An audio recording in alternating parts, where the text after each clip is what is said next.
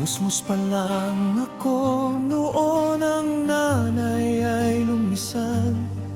At nang binata na ko, nang si tatay naman ang pumanaw, hiwa-hiwalay kaming magkakapatid ng tirahan.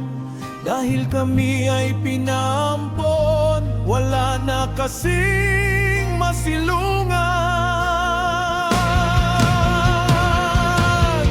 Naranasan ko ang lupit at hirap sa kanilang piling.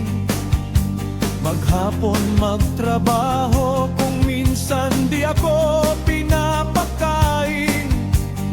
Ultimo tubig ay wala, kaya laway ang aking nilulunok.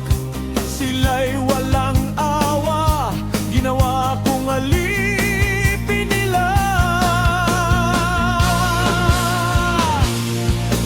Isang araw na ako'y nakapagpasiya. Bumalik ako sa aking bayan, kapanganakan. Dinalaw ko aking bangang kapatid para mayakap man lang. Ako'y nagsumikap, sinunod ang aking pangarap. Nag-training sa edad, waiting at naging professional boxer.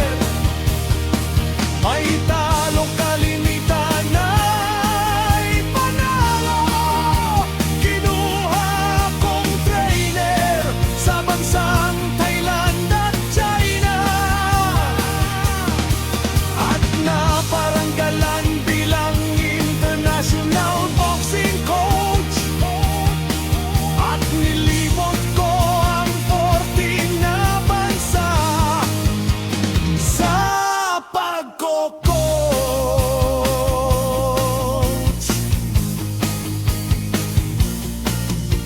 Kami ay uli lang lubos at hiwalay.